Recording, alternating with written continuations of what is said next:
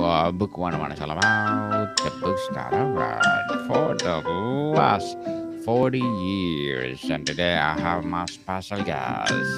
He's the author of Servants of the Moon and Sun, no other than Mr. Joel C. Flanagan Granaman. Welcome to Book 101, Mr. Joel, and can you please introduce more about yourself?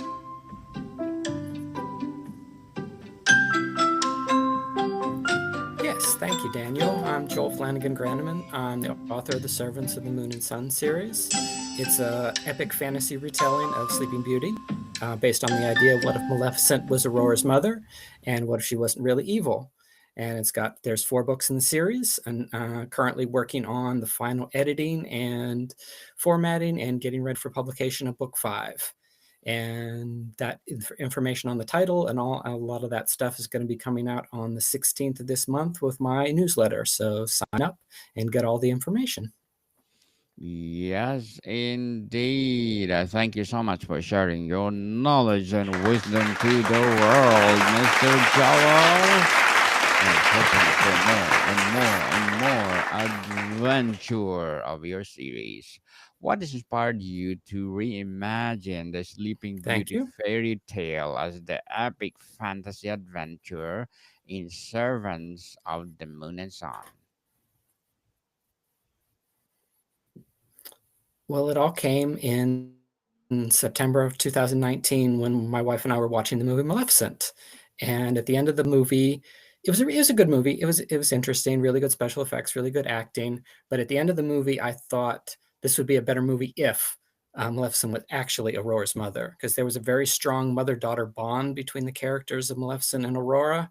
And I think they were going for more of the fairy godmother type of thing. But that idea struck me, that what if she was actually her mother? And I was half asleep for most of the evening, and in the morning I woke up and I wrote out this outline talking about the characters and the situations, and then I started writing what became books 1 and 2, Talia, Heir to the Fair Realm, and Talia on the Shore of the Sea. So those 2 were written together, and the first one was published in 2020, end of 2020, and the second one the year after, in April of 2021. And I've got 4 books in the series now, and working on the 5th to be out in the fall. Well, looking forward for that, Mr. Joel. The series blends forbidden love with political intrigue and war. How did you balance these elements to keep the story engaging? I focus on the characters, really. I focus on what they want and what the society around them wants them to be and doesn't want them to be. So it's really character focused, and that the political intrigue and the war and all those are part of the not part of the background, but part of the overall story of it. But it's really character focused on what Talia and her fairies want, and as you get into the other books, what Kanan and his people in the Exile Forest want, and how they defend themselves against the people that are trying to destroy the home they've made. So that's kind of the focus. That's really the focus of my writing, is characters and how they react to the world, and how they find their place in that world, in that realm. How did you craft the forbidden romance between Talia and the Prince Bastille to drive the narrative?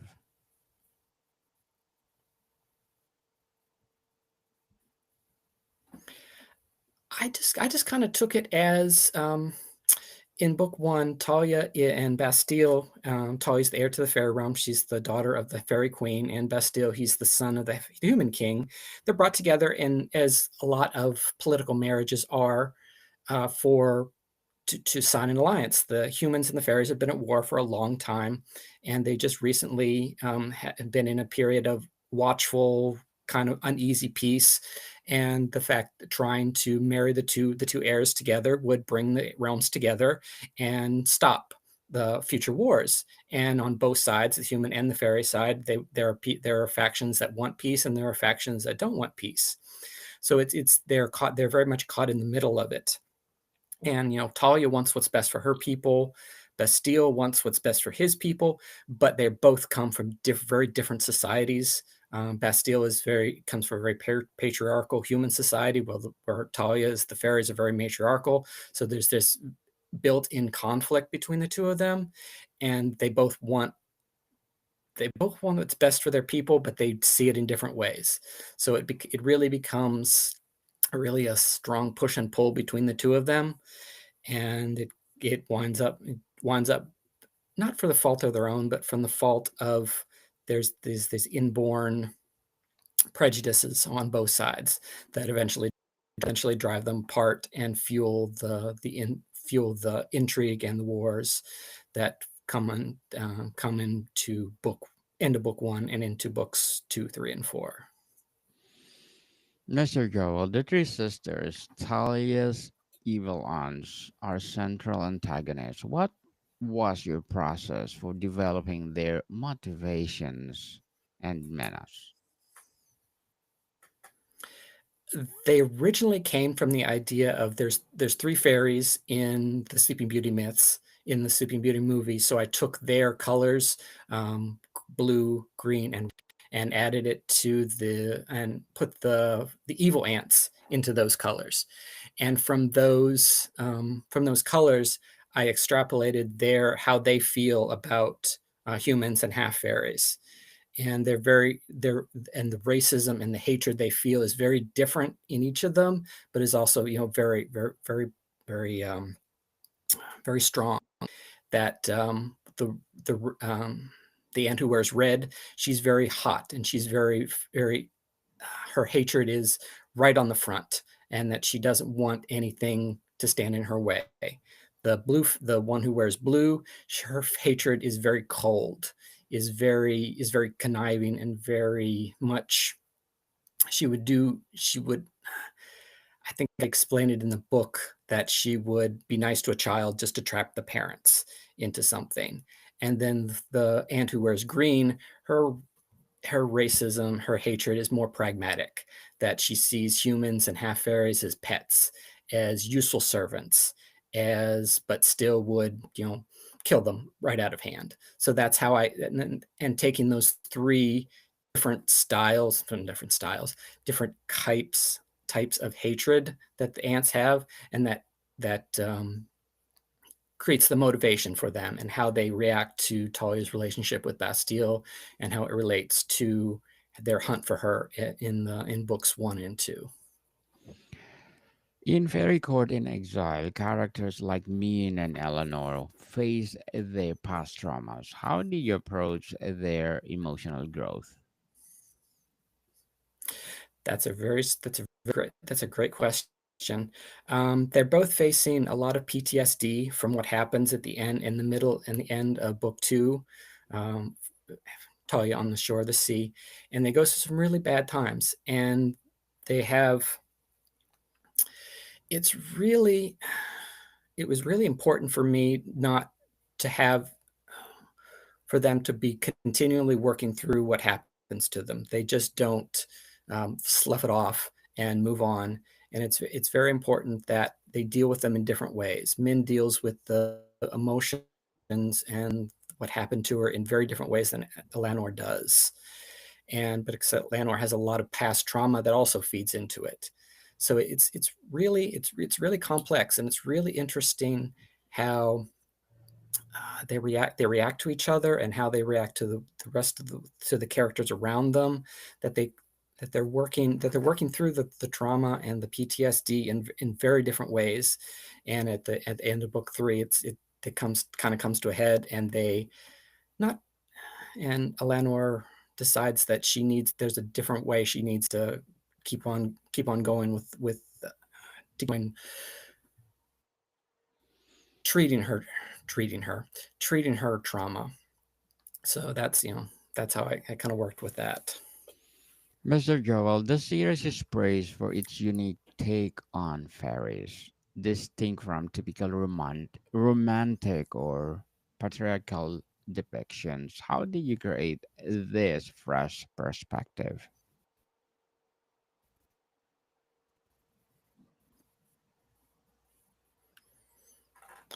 I just kind of took it from well, I started out with the idea that there are three types of fairies in my books. There's the iridescents who have dragonfly-like wings, and they're the upper class. And then there's the have feathered wings, more like the classic angels. And they're the middle class. And then the leather wings are the soldiers. They're also a bit of the middle class, but they're also a lower class also. So that very much there was a definite class divide between the three wings. There's a lot of overlap between the feather wings and the leather wings, but there's not as much overlap between them and the iridescents. So I wanted to have that built in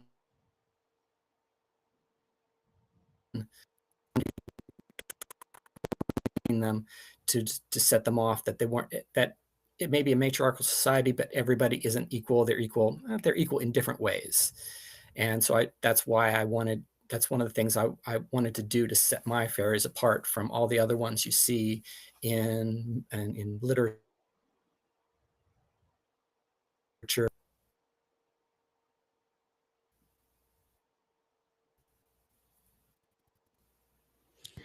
Mr. Joel, what challenges did you face in writing a multi-book series with sprawling cast like Thalia's Ladies and Air Guards?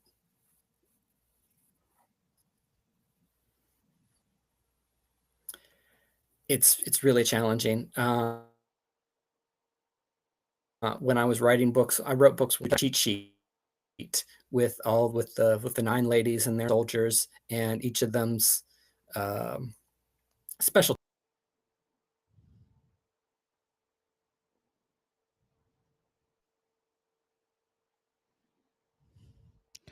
Oh, Mr. Joel is disconnected while I'm waiting for him. I'm inviting you to please do listen to my other podcast, people. My other podcast, because my abstract essay is already in fifth season, abstract poetry in second season, and my book 101 review in fifth season too, comedy 101 in second season, and my food 101 in fifth season as well, geography 101 in fourth season, and my baby podcast law 101 and mental health 101, love letters in third season, and movie 101 review, and music 101 in its fourth season, and sex 101 and science 101 in its first season.